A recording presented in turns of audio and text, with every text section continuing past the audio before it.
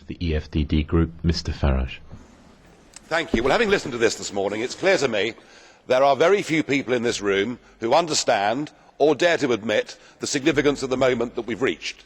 In the wake of the historic Greek elections, there are big questions, not just about the future of the Eurozone, but actually about the future of the European project itself. There's a great game of poker that is taking place for the future of this currency.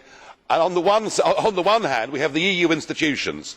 Now, however much my warnings over the years may have upset people when I said that the EU would crush and kill and destroy nation-state democracy, I think the behaviour of the key players since the Greek elections justifies everything I've said.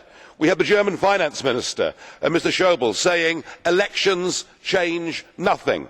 And Mr Juncker, who's not here today, which is disappointing. He ought to be hanging his head in shame, I guess, or perhaps he's busy getting his euros out of Greece. I've no idea.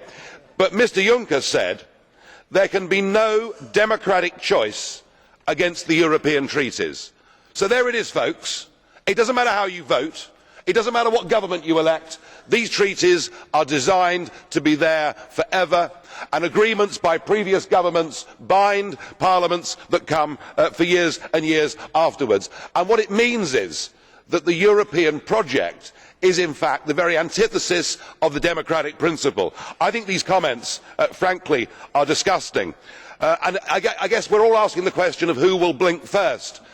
On the other side, we've got this new radical left-wing Greek government, and I wasn't quite sure what to make of them until I saw last week ambling up Downing Street Yanis Varoufakis, and there he was with his leather bomber jacket and his blue shirt hanging out at the front of his trousers, his shaven head, looking hands in pockets, looking a bit like a sort of off-duty nightclub bouncer.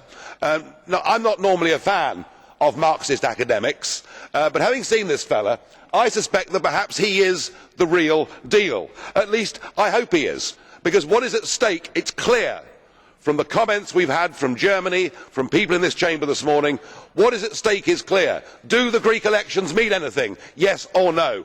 I hope the Greeks stand firm, whatever the consequences. If they do, the free world will applaud them.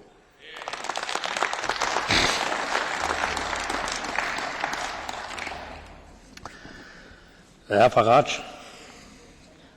Mr Farage. Mr Leichtfried would like to put a question to you. Would you be agreeable? Ja. Bitte, Herr Leichtfried. Mr Leichtfried. Thank you very much, Mr President. Mr Farage, I listened with great interest to what you said, and it seems that you're trying to say you're the only person that knows what's going on. Well, maybe.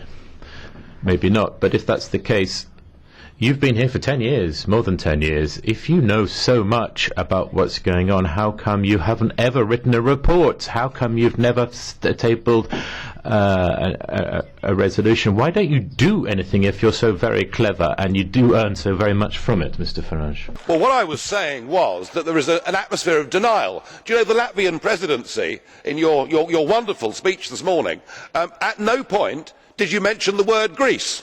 Mr Timmermans very briefly touched on Greece, and many of the speakers ignored the subject. What I am saying is people are in denial. We are at a very, very big, important, historic juncture, and that what is at stake is, do general elections in our member states count for anything or not? And I think those arguments and those debates are far more important than whether I've written any parliamentary reports or gone native and become part of the system, because I most certainly have not.